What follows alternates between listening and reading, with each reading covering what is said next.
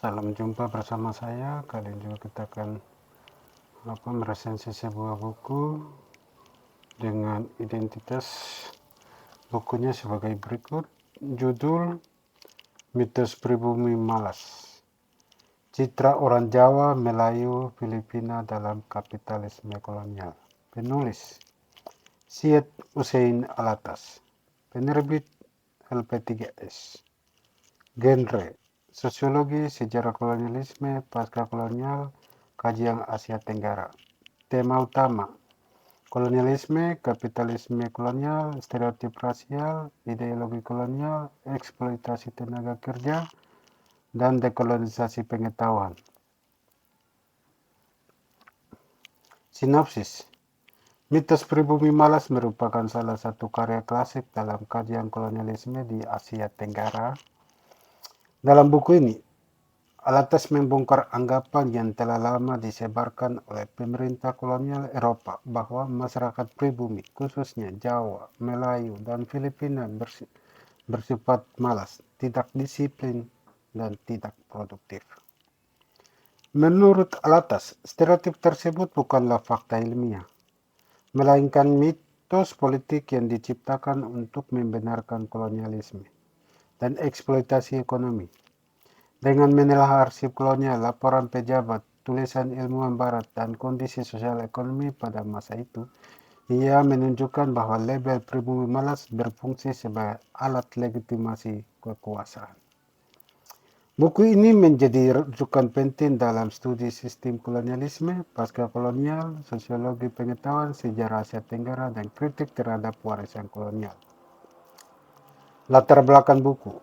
Pada masa kolonial, banyak pejabat dan militer Eropa menggambarkan masyarakat pribumi sebagai 1. Malas, 2. Tidak rasional, 3. Tidak disiplin, 4. Tidak memiliki etos kerja. Narasi tersebut digunakan untuk menjelaskan mengapa bangsa Eropa merasa berhak mendidik, mengatur, atau memimpin masyarakat jajahan. Alatas mempertanyakan dasar dari pandangan ini.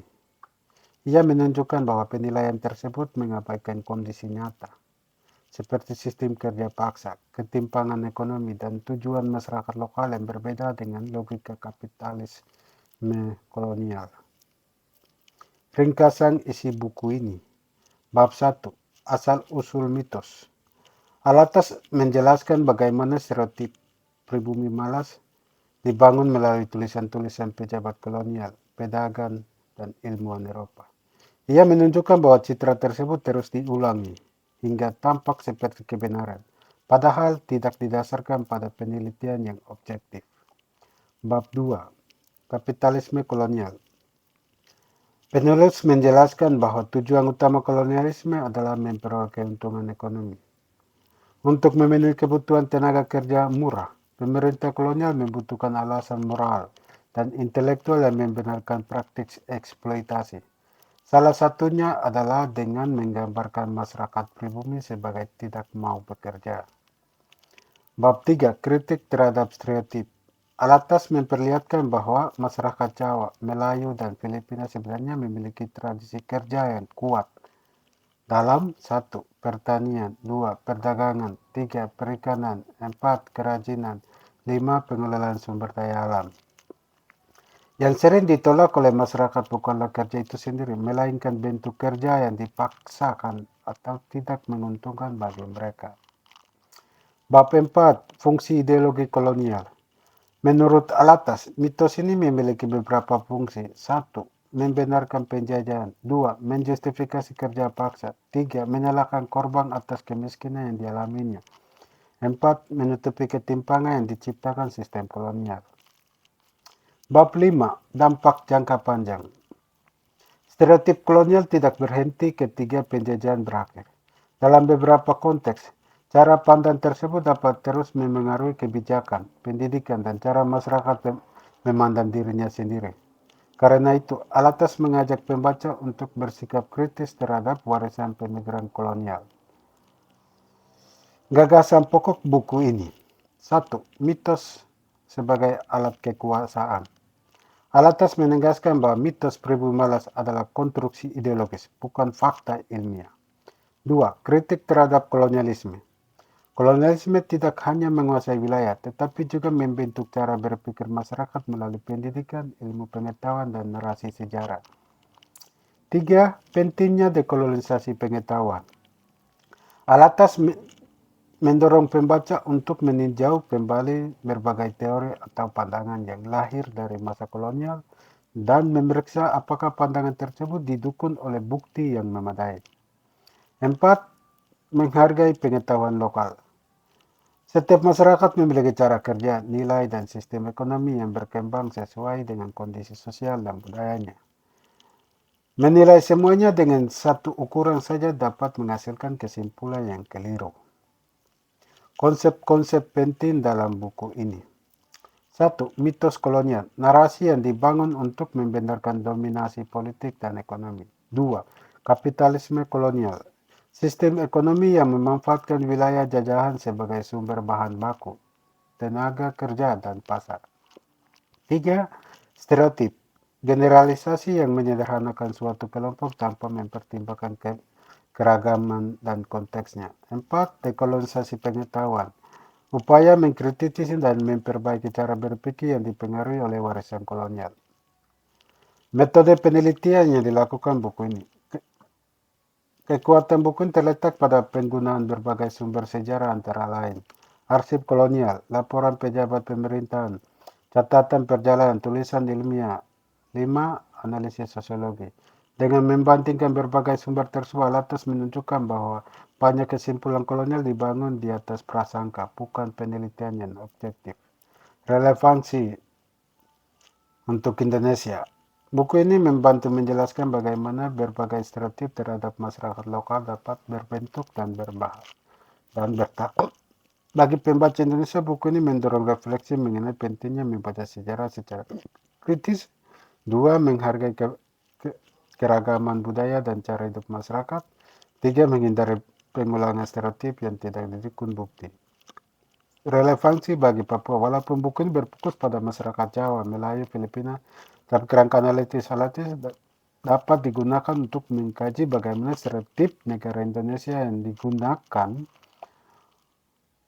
dalam berbagai konteks di Papua. Dalam konteks Papua, buku ini mengingatkan pentingnya bagaimana kita memahami masyarakat berdasarkan pengalaman dan sejarah yang berkembang, menghindari penilaian identitas yang dilakukan oleh Indonesia, dan memberi ruang bagi masyarakat adat untuk menjelaskan realitas mereka dengan suara mereka sendiri oleh rakyat Papua. Namun, setiap konteks sejarah memiliki kekhasan. Sehingga karena itu analisis Alatas sebaiknya digunakan sebagai alat berpikir, bukan sebagai penjelasan otomatis berlaku untuk semua situasi di Papua. Kelebihan buku ini. 1. Argumentasi berbasis bukti. Alatas tidak hanya menyampaikan kritik, tetapi mendukungnya dengan analisis sejarah yang luas. 2. Relevan hingga kini. Pembahasannya membantu memahami bagaimana stereotip dapat mempengaruhi kebijakan dan hubungan sosial. 3. Membongkar cara berpikir kolonial. Buku ini mengajak pembaca mempertanyakan narasi yang selama ini dianggap sebagai kebenaran. 4. Bahasa yang sistematis. Walaupun akademik, penyusunannya runtut dan mudah diikuti oleh pembaca yang memiliki minat pada sejarah dan ilmu sosial. Kekurangan buku ini. 1. Sebagian besar contoh berasal dari periode kolonial sehingga pembaca mungkin memerlukan bacaan tambahan untuk menghubungkannya dengan perkembangan kontemporer. 2. Buku ini lebih menitik beratkan kritik terhadap narasi kolonial daripada membahas secara rinci dinamika internal masing-masing masyarakat yang menjadi objek kajian. Analisis kritis terhadap buku ini. Kontribusi terbesar mitos pribumi malas adalah menunjukkan bahwa ilmu pengetahuan tidak selalu netral. Alatas memperlihatkan bagaimana stereotip dapat diproduksi, diulang, dan diterima luas ketika mendukung kepentingan kekuasaan. Pesan utama buku ini bukan sekedar membantah label malas, tetapi mengajak pembaca untuk selalu bertanya, siapa yang menghasilkan suatu pengetahuan, dalam konteks apa, dan untuk kepentingan siapa. Pertanyaan ini tetap relevan dalam berbagai bidang, termasuk sejarah, pendidikan, media, dan kebijakan publik. Kesimpulan, Mitos pribumi malas adalah karya klasik yang berhasil membongkar salah satu stereotip paling berpengaruh dalam sejarah kolonial Asia Tenggara. Hussein Alatas menunjukkan bahwa gambaran tentang pribumi malas merupakan konstruksi ideologis yang digunakan untuk membongkar kolonialisme dan eksploitasi ekonomi, bukan kesimpulan ilmiah yang objektif. Buku ini sangat layak dibaca oleh dosen, mahasiswa, guru, peneliti, pegiat sejarawan, aktivis, dan siapapun yang ingin memahami hubungan antara kolonialisme, pengetahuan, dan kekuasaan. Rangkuman. Kemerdekaan tidak hanya menuntut berakhirnya penjajahan wilayah, tetapi juga keberanian untuk menguji kembali pengetahuan dan prasangka yang diwariskan oleh kolonialisme. Inti gagasan yang dapat rangkum dari karya penting Syed Hussein Alatas ini. Saya, Alex Gada Bigiai, pegiat literasi.